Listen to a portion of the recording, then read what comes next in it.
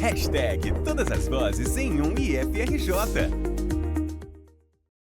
Alô você, seja muito bem-vindo, seja muito bem-vinda a mais esse episódio do nosso podcast Todas as Vozes em um IFRJ, transmitido aqui dos estúdios do MediaCast by Sun.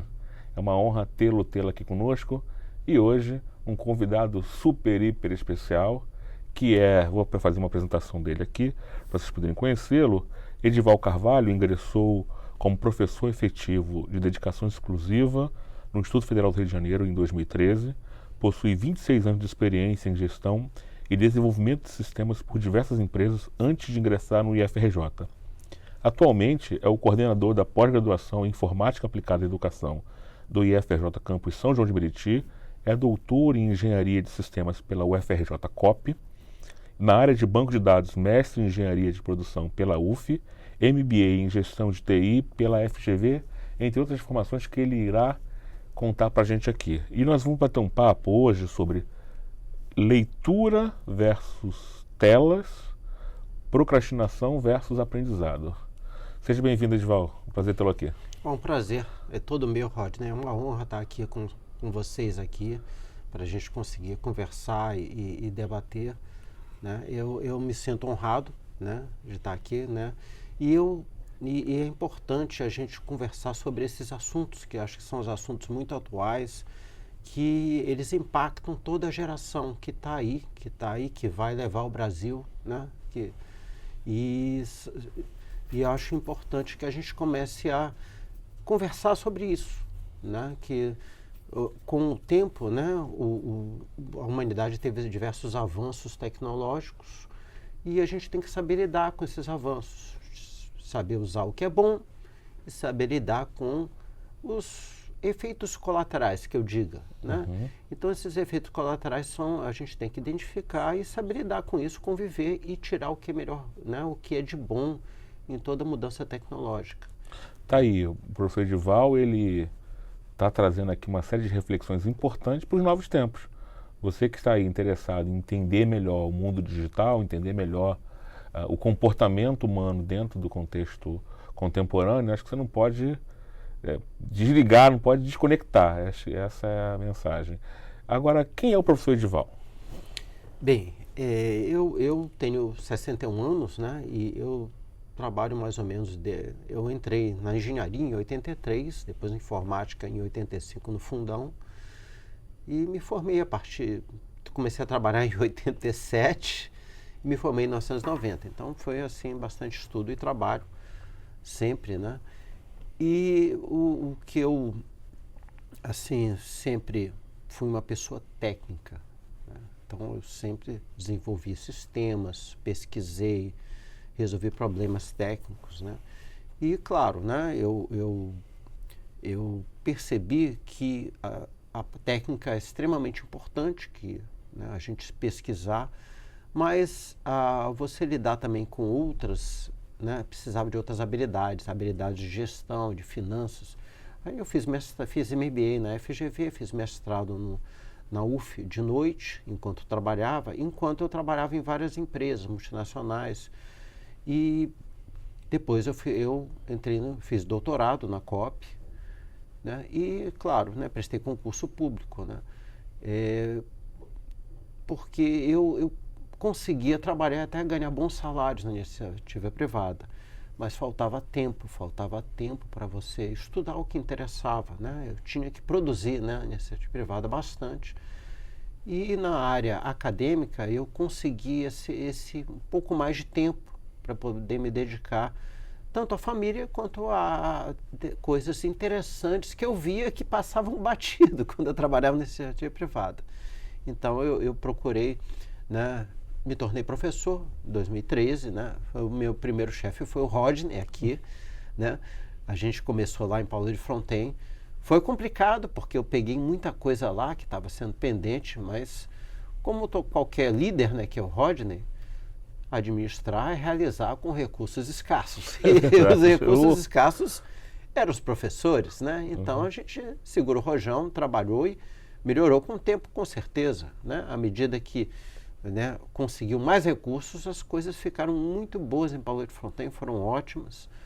Depois eu transferi para São João de Meriti para ficar mais perto da família, não dormir fora, né? Que eu tinha filhos adolescentes também, né? É o equilíbrio entre você trabalhar e você ter uma família ali, né? Sadia, junta. Então, resumindo, né, mais ou menos, essa minha atuação, né? Eu acho que é importante você ser bom tecnicamente, mas é importante também você conhecer como funcionam as coisas no mundo, conhecer inclusive como funciona a mente humana.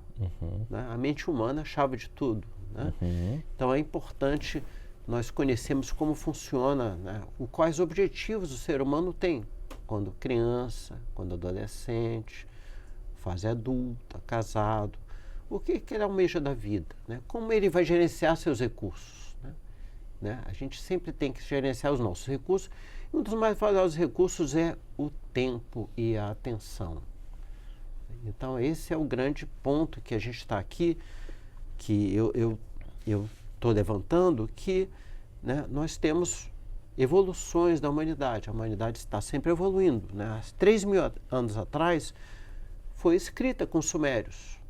Né? Os sumérios começaram a registrar o conhecimento escrito, porque antes era um conhecimento que ficava na cabeça das pessoas, como plantar, como caçar, e era precariamente transmitido entre os indivíduos. Com a agricultura precária, a gente teve que desenvolver técnicas de plantar, armazenar, cuidar para colher aqueles frutos. Ficamos mais sedentários, a gente não percorria caçando, a gente ficava no mesmo local esperando a colheita. Houve uma certa especialização do trabalho, houve uma necessidade de registrar esse conhecimento.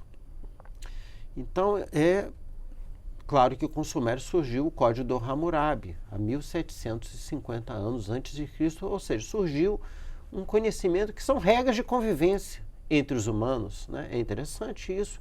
A gente vê que os humanos começavam a perceber que era necessário registrar o conhecimento. O conhecimento não podia ser perene, tinha que perdurar né, de geração a geração. Era importante, era um bem valioso a ser transmitido. Então, isso começou a ser transmitido. Claro, existiam os papiros egípcios, né, que eram escritos à mão. Eu quero tirar cópia de um livro. Ele é escrito pelos especialistas, né? O livro era um artigo assim muito mais de luxo até a invenção da imprensa. Eu queria ter um livro. Legal, alguém tem que copiar para você. Antes de Gutenberg, né? Antes o ano 1400 depois de Cristo. Então, o conhecimento era algo que existia, mas era um recurso escasso. Mas era extremamente necessário para passar de geração em geração. Lembrando, Gutenberg fez a imprensa, mas já existiam caravelas, já existia um sistema métrico inglês de finanças, até uma bolsa de valores que funcionava em Londres, ou seja, funcionava, né? A sociedade já funcionava baseado com regras, com números. Gutenberg só permitiu, né, não desvalorizando que ele tem um mérito gigante, mas ele permitiu que esse conhecimento ficasse popular, ou seja, a abrangência, a acessibilidade, que era muito mais difícil, muito mais gente passou a ter livros. O primeiro exemplar feito foi a Bíblia.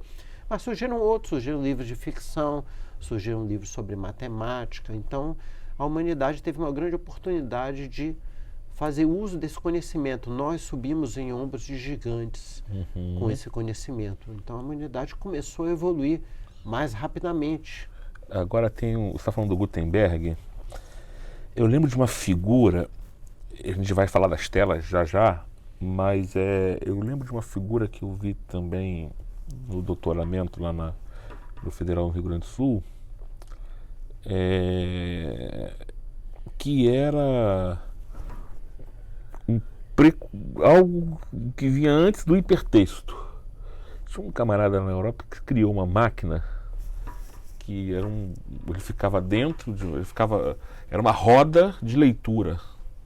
Já ouviu isso? Roda de leitura. Era uma roda em que a pessoa ficava vários livros dentro dessa roda, e ele girava a roda para ver o livro. Acabou daqui, ele para o outro livro, ele girava a roda fisicamente, e a roda vinha com o texto daquela página que ele parou, depois ele girava a roda vinha de novo com outro texto.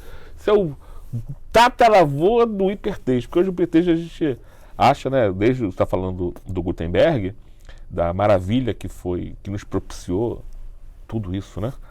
E o hipertexto hoje, que é algo fantástico, você clica e vai para outra página, clica e vai para outra página. De Gutenberg a esse hipertexto, Edival, o que tem nesse meio?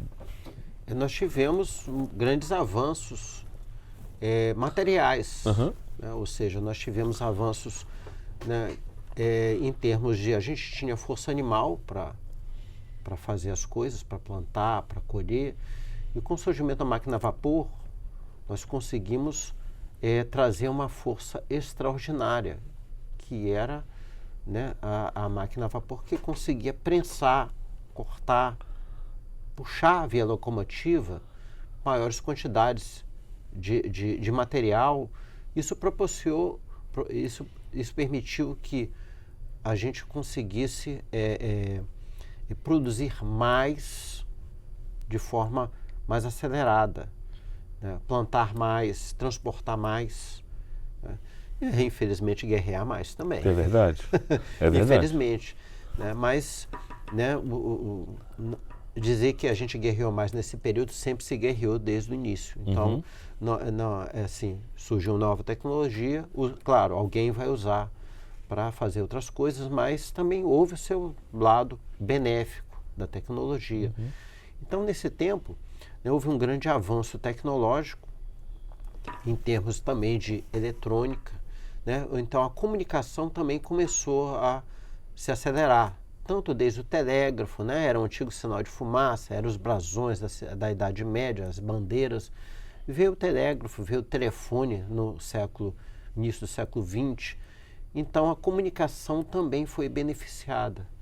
Então, as pessoas passaram a se comunicar mais e ter mais acesso à comunicação. Os jornais passaram a ser impressos. Então, o ser humano evoluiu. Nesse ponto, eu posso citar que, a partir da imprensa, o ser humano passou a ler. O ser humano não lia.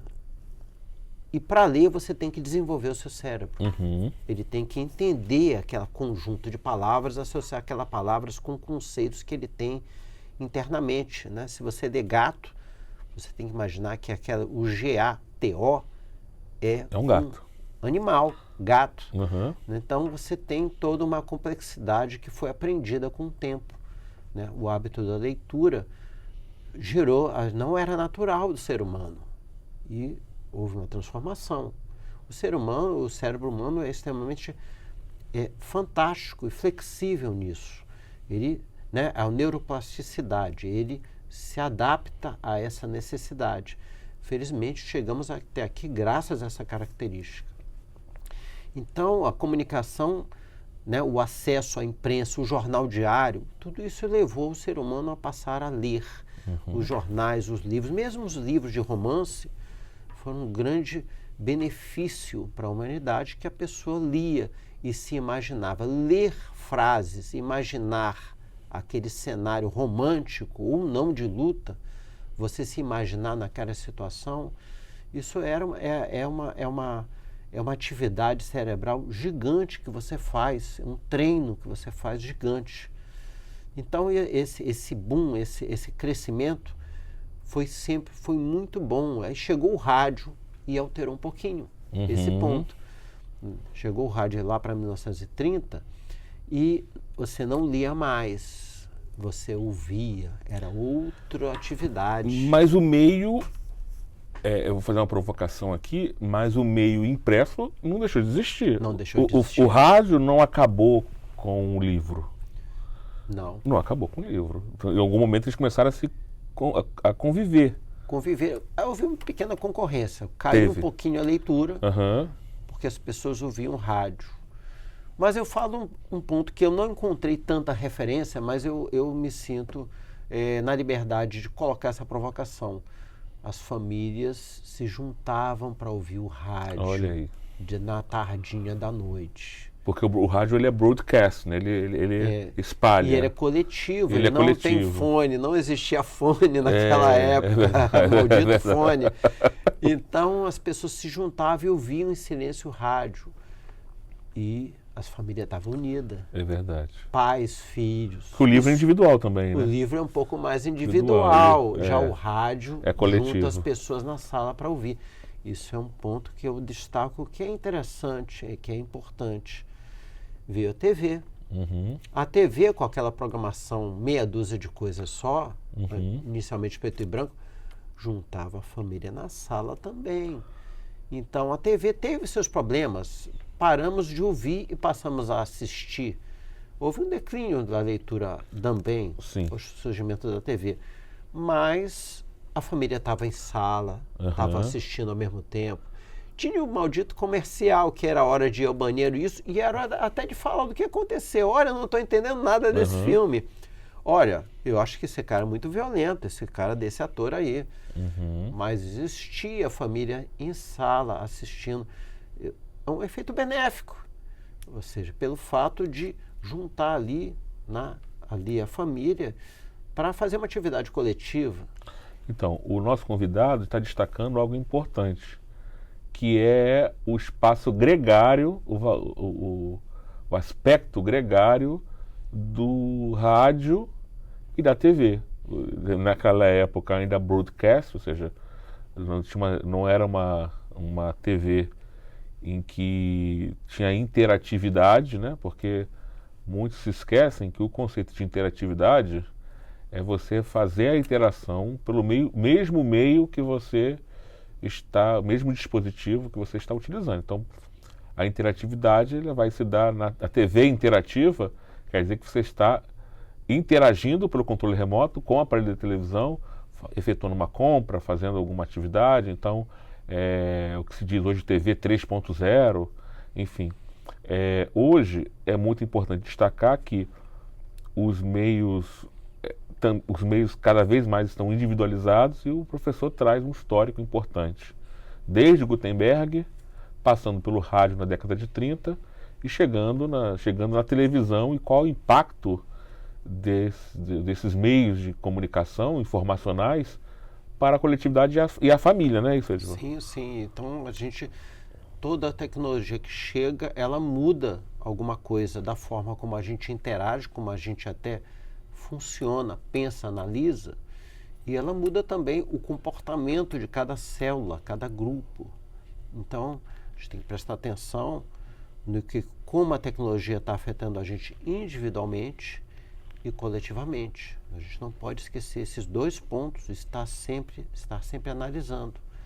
Esse é o ponto. Outro ponto que aconteceu também, que claro, era adolescente na década de 80, muita gente não era nem nascida na década de 80, foi o surgimento do Walkman.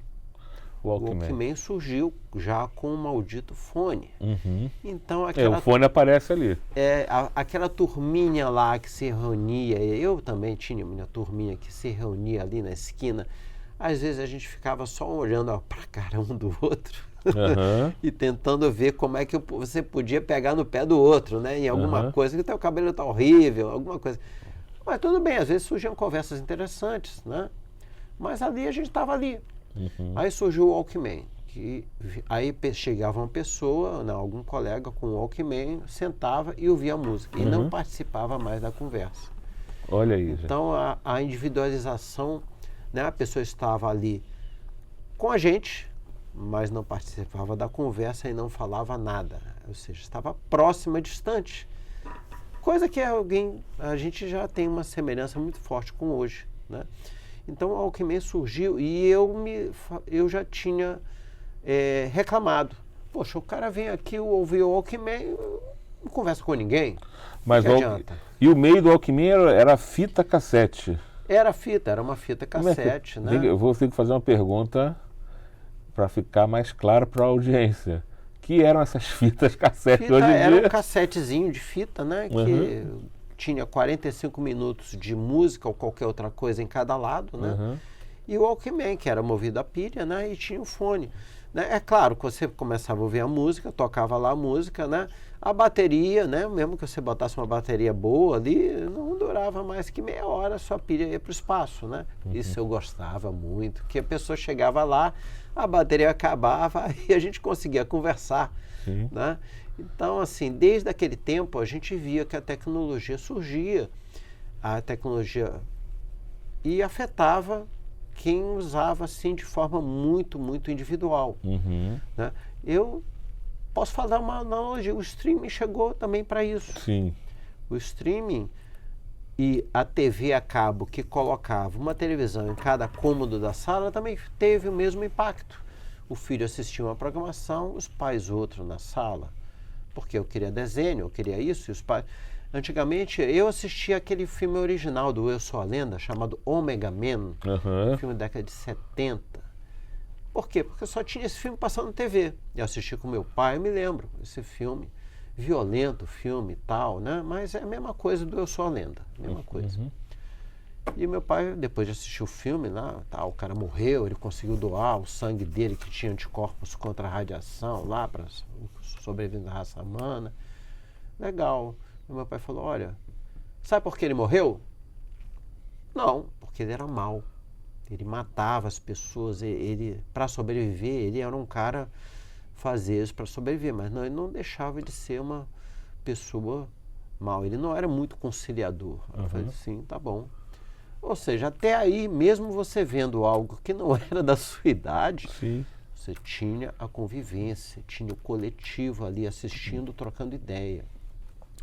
Infelizmente, né, você tem o uso muito individualizado hoje da mídia, do celular. Você assiste, você escolhe o que você quer e nem sempre o que você quer é do teu colega do lado. Aí você assiste, seu colega assiste outra coisa e a gente perde o tempo de convivência, de troca de ideia, de diálogo. Esse é o primeiro ponto que a gente tem aí, né? Deixa eu fazer uma pergunta. Estou ouvindo você falar, Edivaldo. Antes, na TV ainda, tá? Na TV tradicional, sendo broadcast, ela tem uma característica que é de ter alguém que faça a programação pra gente. Então a gente senta ali e assiste alguém que construiu uma programação dentro de uma grade. E nas redes sociais, eu vou dar um pulo da TV agora para a rede social, depois a gente volta um pouquinho, mas vou dar um pulo lá nós temos um programador da nossa grade, que é o que a gente fica ali scrollando o dia inteiro, que é o algoritmo. Então a gente substituiu algo que era para todo mundo, né, indiscriminadamente, para algo que é construído, que te apresenta a demanda baseado no seu comportamento, e isso vai retroalimentando o sistema. Isso é bom ou é ruim? Assim, eu acho que essa individualização, assim, eu acho que nós somos senhores do nosso destino. Sim. Primeiro ponto. Então, digo, o cara está prejudicando todo mundo, o algoritmo está prejudicando todo mundo? Não. Eu não gosto do algoritmo. Mas não sei se está prejudicando todo mundo. Mas eu não deixo ele me controlar. Então, tá bom. Eu digo, nós somos senhores do nosso destino. Eu entendi. O celular é meu, eu posso apagar ele a hora que eu quiser. Então a gente tem que entender isso aí. Né? Posso não ter vontade de tirar, posso querer ver outra coisa. Eu posso fazer uma inconfidência? Sim. Eu penso da mesma forma que você. Todo meu telefone ele é totalmente desabilitado em notificações. Isso é muito bom. Totalmente notificado. E depois que a gente vive num mundo sem notificações, gente, olha, curta um mundo sem notificações, é importante. Eu comecei a perceber como os aplicativos são construídos para que você ative a notificação. Então, no fim das contas, a disputa é por atenção. Sim. Sempre por atenção. Eu vou voltar à sua conversa do tempo. Você começa falando que o que é muito disputado é o tempo. Você começa falando disso, de como o tempo ele é disputado e como nós damos atenção às coisas. Aí estou voltando lá no início da conversa. Então, basicamente, hoje isso se transformou no desejo de habilitar as notificações do seu aplicativo? Não.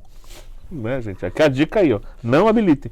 Porque, no fim das contas, quando é um só, você fala, mas não tem problema, é um só. O problema é que você tem quantos aplicativos no telefone? 30, 40, 50, 200 aplicativos, 200 apps. E se tudo começar a notificar, você investe seu tempo e sua atenção, que consome o seu cérebro, né? Você está falando do seu cérebro, que consome sua atenção, distrai, e você está dando um esforço, dá uma atenção e um esforço para algo que não deveria ser. Sim. É um pouco disso, Edivaldo? Não, isso é perfeito. Perfeita essa colocação. Porque os aplicativos, eles são construídos, esse algoritmo, para individualizar o conteúdo para você. Existe outro ponto. Se ele individualiza, ele, claro, ele monetiza, essa informação é valiosa a nível de pesquisa. Né? Então, ele vende também esses dados para os outros. Né? Não tem, a gente tem que saber que ele está gerando ali uma quantidade de informações estatísticas para gerar uma massa de possíveis compradores, etc, etc. Esse é um ponto. Uhum. E existe outro ponto, como ele individualiza o seu conteúdo para você, ele quer a sua atenção. Se ele quer a sua atenção, você não dá atenção às outras coisas. Você vai dar atenção ao seu filho, à sua mãe. A vida. A vida. A dar atenção a uma ginástica. Eu vou andar aqui na praia e apreciar o dia bonito. Caminhar na cidade. Você vai dar atenção a uma tela de LCD e você vai ouvir uma placa geradora de som. Você não vai estar interagindo com humanos. Você pode até sentir satisfação de olhar um LCD e ouvir um som gerado, né? Gerado a partir de sinais binários. Mas... Que é isso? É isso, mas isso é o ser humano, gente. Você está interagindo com humanos. O ser humano, ele, a base dele, o ser humano quer ser amado. O ser humano quer ser aceito pelos seus pares. Né? É a pirâmide de Maslow. Você quer, né, tá bem nessa pirâmide. Você quer ser reconhecido. Você quer ter proteção material. Tudo bem, proteção material nós até temos, né? Pelo menos somos privilegiados. Mas será que essa satisfação é você conversar com uma placa geradora de som e olhar uma tela? Eu acho que é uma grande ilusão. Nosso convidado está trazendo aqui uma série de reflexões importantes sobre a nossa vida em sociedade hoje. Essas coisas estão na sociedade e estão nas nossas vidas. Né? É muito difícil você viver sem um aparelho. E queria destacar aqui dois conceitos, que é a emoção de máquina e emoção em máquina. Ou seja, se pensar em locais como o Japão e pesquisas científicas em vários lugares do mundo, você tem um conceito que é do relacionamento de máquinas com máquinas e entre homens e máquinas. Vou fazer um comentário aqui muito simples, um filme da Disney, que tem lá um robô com uma feição humana no olho, que faz ali um gesto, na forma, ele tem o objetivo tão somente de humanizar aquela criatura artificial. Então isso é uma tecnologia que é das relações humanas nas máquinas, para se estabelecer e melhorar essa convivência. E queria destacar aqui também que, de uma forma geral, o ser humano ele se sente mais confortável com máquinas que são máquinas do que com máquinas que reproduzem seres humanos. Ou seja, humanoides tendem a ser mais desprezados ou são mais ameaçadores do que uma máquina que tem um comportamento de robô, porque ali ele não se sente ameaçado com aquele aspecto. Acho que é bem interessante frisar isso. Existem pesquisas que apontam que o ser humano se sente mais confiante na perspectiva da superioridade em saber que está lidando com um artefato tecnológico que não é humanoide, mas que atualmente estamos cada vez mais migrando para esse tipo, nas nossas casas, com esses dispositivos, com esses gadgets, né, na nossa residência, e cada vez mais esses dispositivos. Tem uma disciplina na universidade que é a interface homem-máquina, né, que é justamente pensa desse contexto das relações entre humanos e artefatos digitais, ou gadgets, ou equipamentos, ou robôs, etc. Então é importante a gente falar um pouco sobre isso, porque eu estive numa universidade em Los Angeles em 2016. É uma universidade chamada Universidade de Nova York, mas tem um campus, Universidade de Arte de Nova York, que tem um campus em Los Angeles, ao lado da sede da Warner Bros. A Warner fica ali na entrada da Warner, que a gente vê os filmes da Warner, tem aquela caixa d'água, né? Aquele castelo d'água. E ali do lado tem essa universidade. Fui lá visitar alguns experimentos, estavam construindo a tecnologia. Eu visitei e filmei isso à época. Que você... Porque tinha uma deficiência da tecnologia à época, que eles estavam corrigindo, que é, por exemplo, uma atriz estadunidense levanta a sobrancelha de um determinado jeito.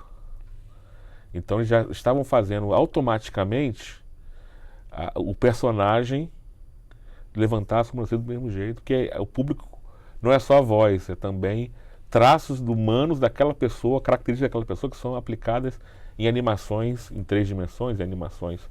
E isso tudo hoje é absolutamente corriqueiro, é absolutamente normal. Isso está em vários aplicativos que fazem isso na internet, mas começou com um estudo lá atrás. Então, essa vida da tecnologia, Edivaldo, do seu estudo, caminha para onde?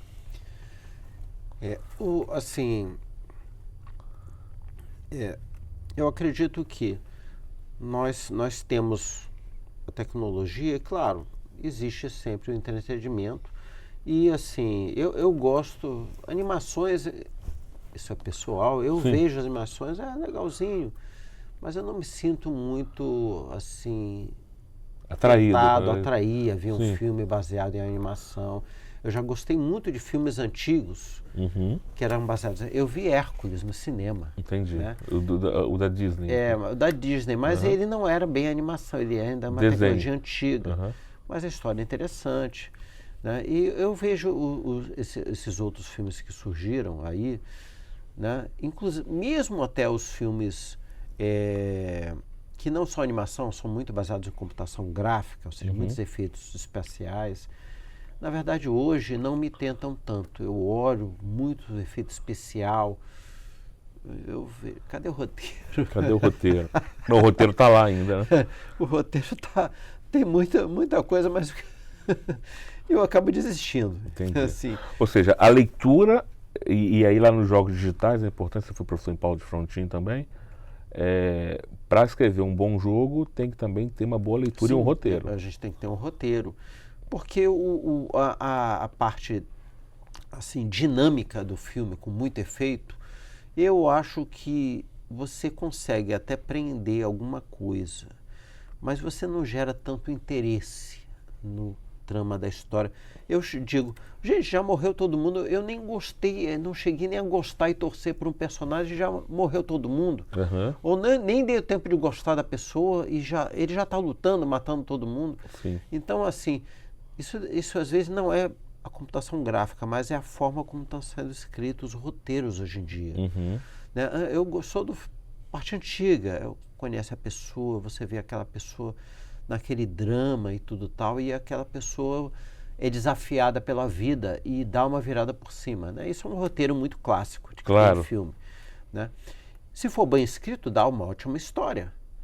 O problema é que às vezes nem aparece, você vê aquela pessoa, ela já é desafiada antes, ela já está lutando antes nem de você saber o nome da pessoa, né? Ou já está surgindo efeitos especiais espetaculares, eu olho aquilo ali, gente, eu não sei nem o que eu estou vendo, se eu torço para quem está atacando ou para quem está defendendo. Mas isso não é muito... Tem um filme que eu assisti, do Orson Welles, chamado Cidadão Kane, Citizen Kane. E E chama atenção esse filme, é um filme antigo. Antigo, é. Né?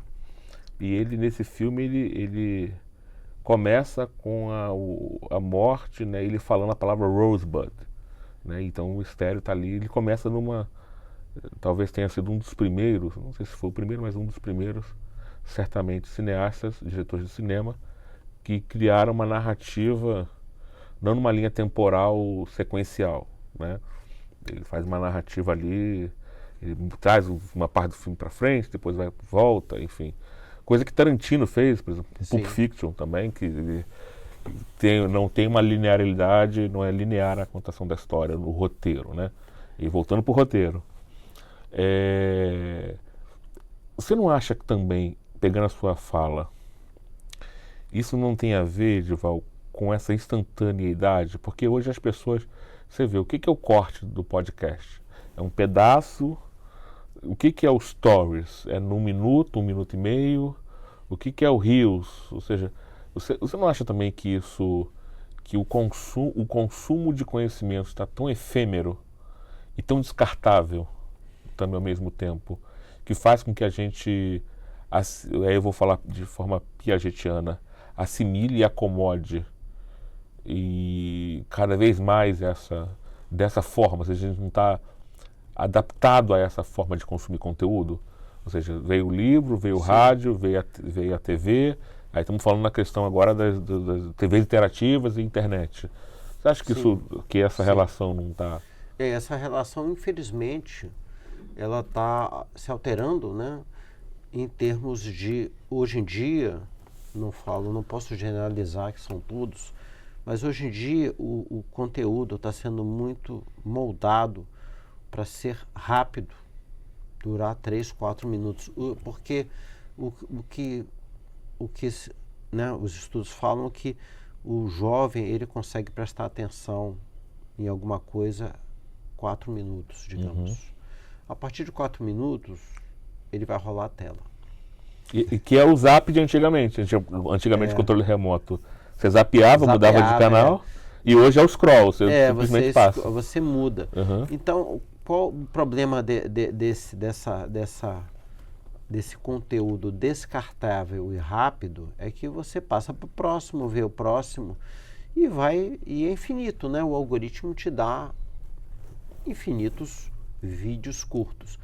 Pergunta se a pessoa está ali rolando a tela, qual foi o último que ele viu que achou interessante. Ele não vai se lembrar.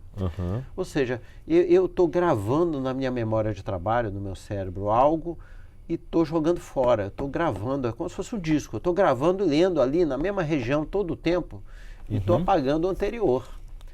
Então, na verdade, eu não estou assimilando nada. Essa que é a verdade. Você assimila, mas não acomoda, né? Você não está acomodando a informação da estrutura cognitiva. Isso consome recurso cerebral, isso gera...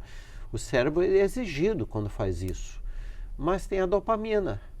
Quando você está ali, olha um conteúdo, você tem... Olha, te interessou, gera uma expectativa que vai me atender. Já a dopamina já está agindo no seu cérebro, dizendo, olha, isso aí pode dar uma coisa boa. Na verdade, você é recompensado só pela expectativa, pela dopamina. Que é o gancho, né? Tem um gancho lá no vídeo. Se não for aquilo, eu rolo. Só que quando eu pego o dedo e vou rolar, eu ainda tenho também mais dopamina. Eu vou rolar e o próximo vai ser bom. E a próxima dose vai ser boa. Alguém já tem alguma correlação? A próxima dose vai ser melhor. Vai ser vício, né? É mais ou menos isso. Então eu vou rolar a tela e eu estou ali na dopamina. Eu estou rolando tela. A dopamina em níveis regulares não é um problema. Não é um problema. Qual é o problema? Você não está fazendo nada. Você está consumindo sua atividade, sua atenção. Só que você está interagindo com uma tela e está ouvindo uma placa digital de som. Está ali, meia hora ali. Gente, o ser humano, sua relação de entretenimento e prazer, você não está assistindo nenhum filme tipo Cidadão Kane, que te desafia a juntar os vários fragmentos de história e juntar. Tem que prestar atenção. Você está sendo desafiado e o seu cérebro está o quê? Está sendo desafiado, ele está ali trabalhando e está juntando os fragmentos toda vez que o cérebro é desafiado de forma desse tipo, ele dá um passo para frente. Se você está rolando tela, pode ser até que você assista um conteúdo interessante ali, que o cara fale uma coisa interessante. Pode ser. Mas normalmente são conteúdos mais vazios. Claro, se você só procura alguma coisa interessante, seu feed talvez tenha coisas interessantes.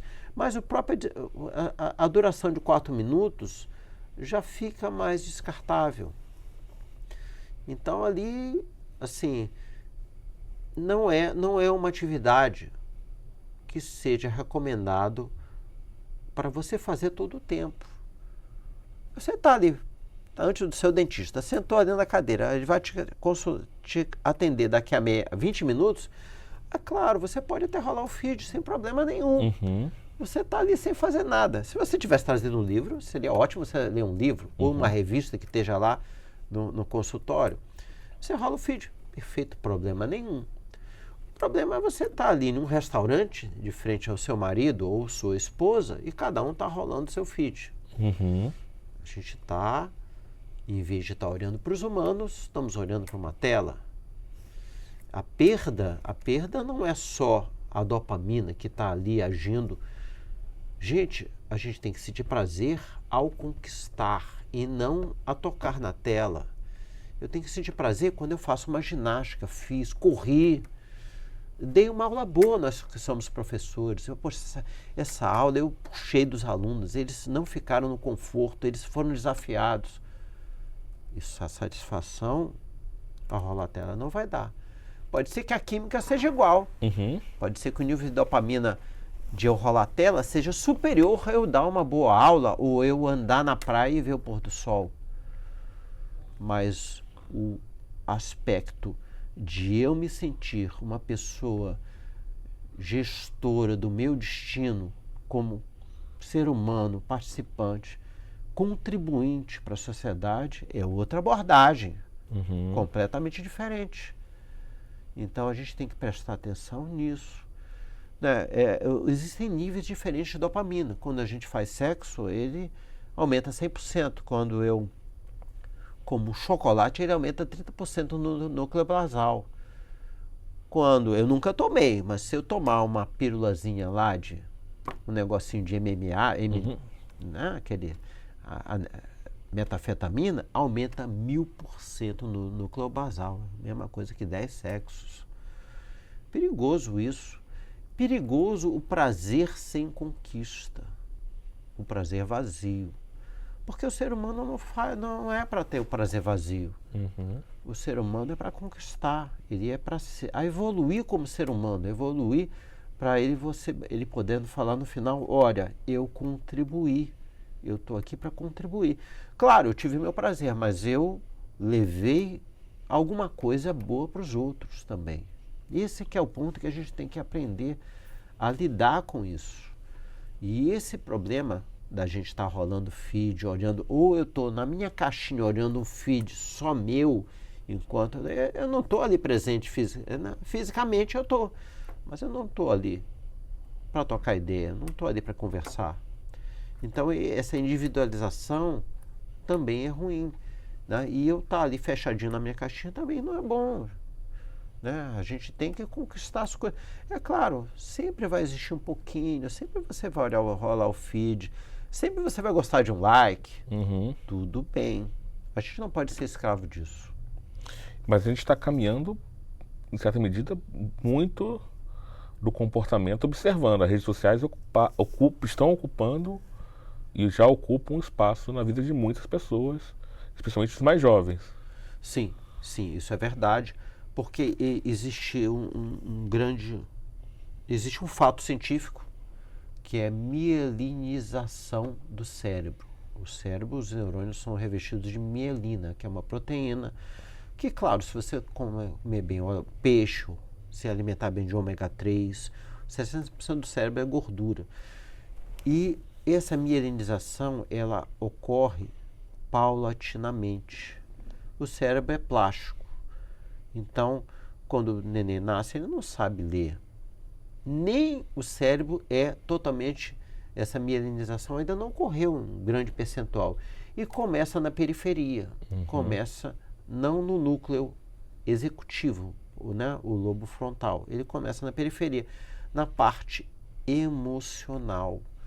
Então, o neném é mais carente de atenção, ele quer as coisas rápido. É difícil explicar para uma criança que não dá para comprar aquele brinquedo. Por quê? Porque ele ainda não tem o lobo frontal mielinizado, mas ele tem a periferia já começando a mielinizar, a falar, a berrar mais alto. Então, esse processo, só com 23 anos é finalizada a mielinização do lobo frontal, finaliza. Ou seja, a pessoa vira um adulto.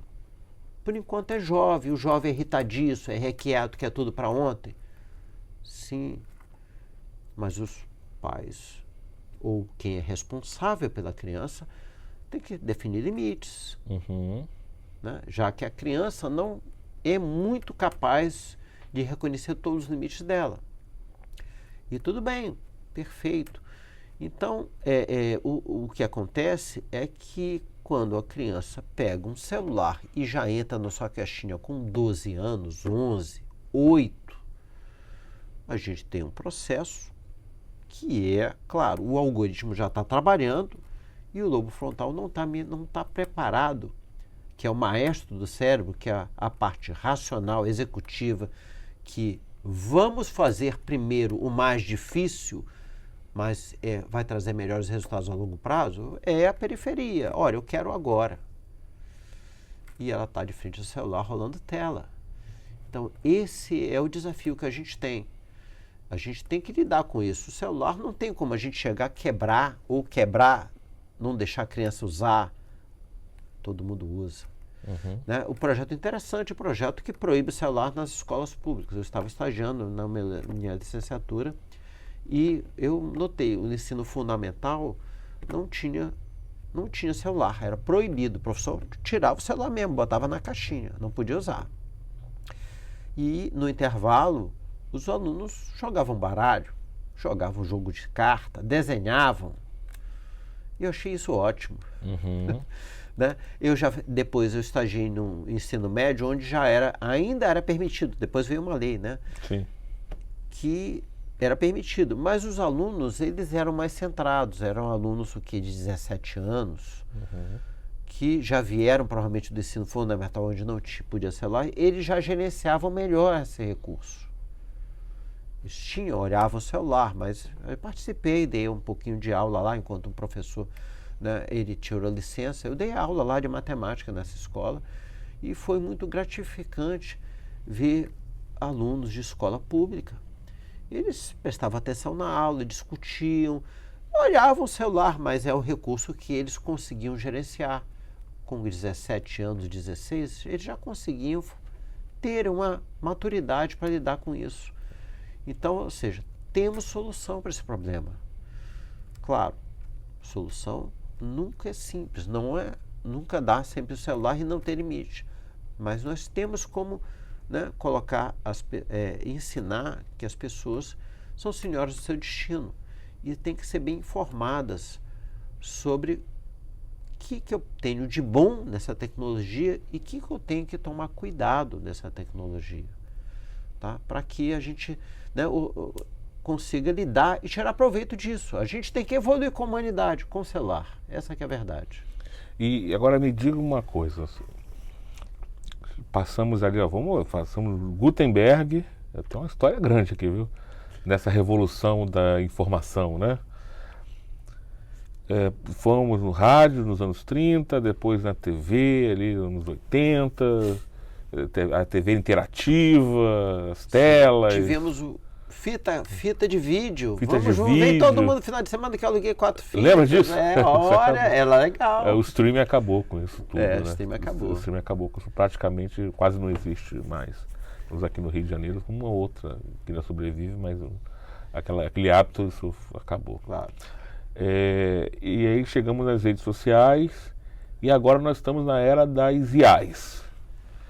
E como é que dentro dessa perspectiva da aquisição e retenção de conhecimento, né, como é que está esse comportamento? O que você tem observado nas salas de aula? que é algo mais recente, né, dentro dessa linha do tempo. Como é que você está percebendo o lidar dos estudantes com a IA? Como é que você tem percebido isso? Eu só vou voltar uma casa nesse Tá bom, nesse pode contexto, voltar. que era o Google. Antigamente É as verdade. pessoas falavam, qualquer coisa eu pergunto para o Google. Exatamente. Eu tenho os celular, oráculos. eu respondo qualquer pergunta, né? E, claro, isso evoluiu para IA. Uhum. Né? Então, assim, o que eu coloco no ponto é o seguinte, o ser humano não foi feito para reter conhecimento, armazenar como se fosse um disco, um HD. O ser humano foi feito para fazer inferências extremamente complexas, análises muito mais complexas que isso. Uhum. Reter conhecimento, você tem lá um PDF, você tem lá um livro, você procura, acha, tem indexação hoje, você acha qualquer coisa, mesmo, né? Então, então não, assim, o fato de você ter um Google no seu celular não torna você uma pessoa extremamente inteligente. É verdade. Torna uma pessoa que busca e acha o que precisa achar. E mesmo assim tem que ter uma malandragem ali. Você olha Tem que saber perguntar, né? Tem que saber perguntar, tem que saber filtrar o que é propaganda, tem que saber filtrar o que foi colocado ali para vender, até achar o que você quer. Mas tudo bem, né? Você acha o que você quer. Tá, então eu digo, isso aí é legal, é uma habilidade, mas não vai te colocar em nenhum lugar privilegiado. A mesma coisa com a IA. A IA responde perguntas interessantes. Eu já falo, eu uso IA. Eu já usei IA, não sou especialista na IA, mas eu faço uso dela sim. Que ela pesquisa muito bem as coisas, eu acho referências, depois eu baixo as referências. Muito bom isso, é uma ferramenta muito boa. Mas eu não posso parar de pensar, parar de analisar as coisas. Eu tenho que usar, olha, ela gerou isso aqui, deixa eu dar uma lidinha. Interessante isso aqui, ela esqueceu isso aqui ela ignorou completamente, deixa eu perguntar de novo. Ou seja, a gente tem que estar ali entendendo o que ela está colocando e ver, isso aqui não explicou direito não. E você pergunta para outra IA ou pergunta de novo, fecha o contexto. Né? Se for um notebook LM, sobe mais alguns livros, né? Quem tiver livros digitais, sobe. Não, eu quero que esses livros aqui ela está ignorando. Bota lá para ela ficar lá e achar coisa ali. Eu sei que esse livro é bom e tem lá essas coisas. Então eu tenho que usar o IA como uma ferramenta. E, claro, eu tenho que ler, eu tenho que continuar lendo, eu tenho que continuar estudando, porque a IA ela vai coletar o conhecimento que está aí. Ela vai varrer a internet, vai varrer os livros. Ela não está criando nada de novo. Tudo bem, ela me ajuda a subir em ombros de gigantes. Mas como é que eu subo acima disso? Pensando, analisando. O caminho é suado mesmo, exige esforço. Tá? Não adianta achar que um trabalho preguiçoso você vai conseguir fazer algo diferenciado. Um trabalho, não vou ler não, ela gerou, tá bom. Ela revisou para mim, tá bom. Eu peguei, digamos, eu escrevi um artigo. Eu não escrevo muitos artigos não, mas eu escrevi um artigo. Eu vou botar a IA para revisar. Legal. Se eu não tenho tempo para revisar, aí beleza, eu vou ter a minha revisão 10 minutos depois. Mas imagine se eu tivesse tempo, eu tenho 2 horinhas, eu vou dar uma lida eu mesmo no artigo aqui, vou marcar, tá legal, não tá legal. Eu vou ter todo o ciclo de conhecimento, né, que o livro dado na Gestão de Conhecimento na Organização do Nanak Takeuchi, que é um livro clássico, tem, eu vou ler tudo. Esse conhecimento que está explícito nesse artigo que eu escrevi, ele vai para o meu cérebro, vai virar um conhecimento tácito. E o meu cérebro vai ativar novas conexões, vai reanalisar aquilo e eu vou, vou melhorar isso. Isso aqui vai ficar melhor porque eu me lembrei de algumas coisas. E eu vou reescrever aquilo ali. Vai exigir mais? Vai. Vai exigir do meu tempo? Vai exigir que eu preste atenção, que eu seja desafiado? Vai. Certamente, a minha evolução intelectual vai dar um passo à frente. Esse ponto que a gente não pode abrir mão. Ou seja, se eu tiver tempo, leia, analise. Você não pode deixar a IA, achar que a IA vai analisar por você. Tá? Porque não que eu tenho medo da IA, eu tenho medo que a gente pare de pensar. Então, eu vou pegar um conceito, me embasar em conceitos que é sempre importante. Um deles posso trazer vários, mas eu vou trazer aqui, estava lhe ouvindo, da Zona de Desenvolvimento Proximal, né? Da ZDP, do Lev Vygotsky. E quando a gente está numa sala de aula, você tem ali 20, 30 ZDPs diferentes. Né? Porque ali você tem numa troca e numa inferência com esses universos. E, aliás, deixo aqui também uma sugestão, dentro do que a gente está conversando aqui, deixo aqui para a audiência uma questão que vem primeiro, o pensamento ou a linguagem? Você está falando aqui de pensamento, de assimilação, acomodação, e deixo como sugestão de leitura pensamento e linguagem também desse autor, o Vygotsky, acho que vale a pena sempre fazer menções a bons autores aqui, para que a gente pode, então pensa aí, o que vem primeiro, o pensamento ou a linguagem? A gente pensa em algum idioma, ou se não tiver linguagem, tem pensamento? Como é que funciona isso? Acho que a gente poder, aí deixo a consulta aí para vocês na internet. Então, continuando, professor, e que já caminhando para esse nosso encerramento, né? Então, saímos lá da imprensa, do Gutenberg. Aliás, você falou antes, inclusive, de escritas de outros provas, cuneiformes, e estamos chegando na IA, né? Fizemos aqui em uma hora de podcast uma síntese da evolução da retenção do conhecimento, né? Ou seja, como o ser humano lida com conhecimento dentro da sua... E quais artefatos e quais meios ele usa para... Antes era na pedra, né? Você citou lá o código de Hammurabi, depois foi no meio digital e agora está indo para a inteligência artificial. Para a gente poder fechar esse assunto antes de encerrar. E a computação quântica? Você acha que isso... Em que momento a gente vai começar a ter... Você acha que percebe a computação quântica nas vidas aí, no cotidiano das pessoas? Será que um dia vai chegar? Já está? Como é que está isso aí? Eu acho que deve chegar sim. Né? Assim, a computação quântica... Eu não conheço, não sou especialista, mas a proposta é realmente você ter um poder de processamento muito superior ao que tem hoje. Né? A IA consome muito processamento.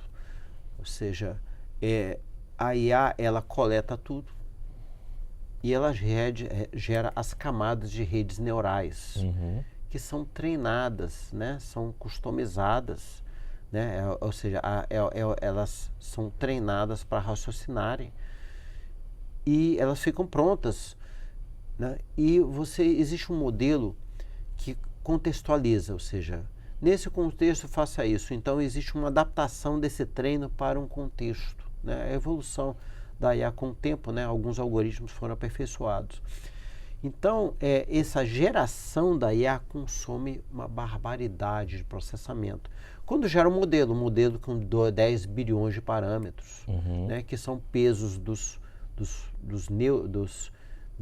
nêurons, né? Com peso de sensibilidade, abertura, né? De ativação, são vários pesos que cada unidade tem, cada parâmetro tem. Né, sobre várias camadas interligadas ali, que são treinadas para se comportarem. Né? Então, tudo né, não chega a ser uma lógica fuzzy, mas gera pesos que acabam gerando cadeias de tokens para entender ou para gerar frases. Então, para gerar isso, você precisa de um poder de processamento muito grande. E, claro, a computação quântica vai chegar e a IA treina com a IA. Esse que é o ponto. Né? O exército, a aviação americana treinou um caça pilotado por IA remotamente contra outros caças pilotados com a IA. Caramba. Aí, quando ele ficou pronto, depois que foi o treino simulado de IA contra IA, ele foi pilotar contra o melhor piloto americano. Claro, simulado. O melhor piloto da Marinha Americana, olha que a Marinha Americana gasta 4 bilhões ou 2 bilhões de dólares só em combustível. Os aviões decolam e pousam todo o tempo em porta-aviões e treinam exaustivamente. O investimento é muito grande. O melhor piloto da Marinha Americana contra a IA. E ele perdeu.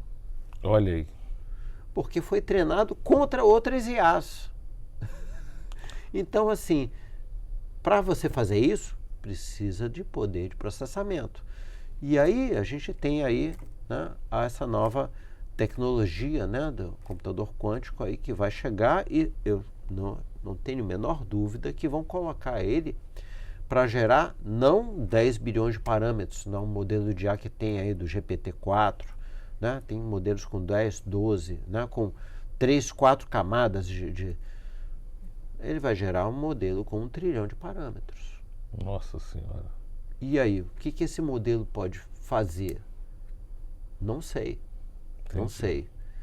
Espero que a gente lide com a tecnologia de forma sábia.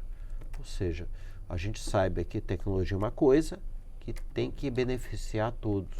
Tomara que as regras, as leis do Asimov nos preservem desse futuro, né? Sim, sim. As leis da IA nunca vai ferir um humano, nunca vai fazer uma atividade contra nenhum humano, né? Sim, eu não tenho decorado, mas eu já li as três regras de Isaac Asimov. Né? Meu Deus do céu, proteja a gente nesse futuro aí com computação quântica, com inteligência artificial, né? O que será de nós, né? Existe um tipo de IA que ela não conversa, ela aciona mecanismos, né? Então mistura com robótica, né?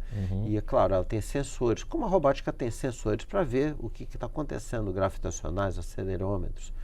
E é claro, né? Você tem aí, né? Hoje em dia o caça F-16, F-35, que decola vertical, ele não conseguiria decolar sem uma eletrônica avançadíssima. O piloto ia morrer no instante. Pois né? é. O motor não tem nem equilíbrio aquilo. Aquilo ali deve ter um processo digital fantástico para não destruir o avião, controlar ali o negócio não degringolar, né, para ir para o lado e explodir, né, e batendo em tudo. Então você tem o uso disso já, né? Então a computação, o avanço da computação vai gerar mais IAs com mais parâmetros. Tudo bem, espero, mas vamos ter sabedoria em usar isso aí, né? Como a gente precisa de sabedoria para usar o celular, né? Hoje o celular é o principal ponto porque está na mão de todo mundo. E a IA ainda está chegando na mão das pessoas. Mas basta usar com sabedoria. Ou seja, nós temos que ter valores e virtudes para a gente seguir de modo que a gente consiga caminhar para um futuro bom para todos. Olha aí, ó, hoje esse bate-papo incrível, um dos maiores pensadores do Instituto Federal da Computação, um cientista brilhante ligado à área da computação e da informática, que faz um panorama aqui de forma simples, acessível, né, para que você possa entender da onde vem, né? Porque não adianta pensar no futuro sem também desqualificar o passado, né? Eu acho que eu espero ter contribuído. Eu sempre reitero, o Rodney exagera nesses elogios. Né? Não, mas é o carinho, né? Eu, assim, claro, né? É bom a gente contribuir, mas eu acho que, né, o Rodney exagera nesses elogios. Não, brilhante, né? Tenho toda a convicção disso. Agradeço, né, de coração, é uma oportunidade de estar aqui, é uma oportunidade também a gente levar esse assunto tão importante para todo mundo, né, que eu acho que está impactando, mas a gente tem que fazer um bom uso. Perfeito. E a gente costuma perguntar a alguns entrevistados, para encerrar, um sonho. Qual o sonho do Edival? Olha, bem, eu já tenho família, sou casado, né, tenho 2 filhos maravilhosos, eu acho que assim, já realizei isso, né? Então, em termos de pessoais, familiares, eu acho que estou muito satisfeito, né?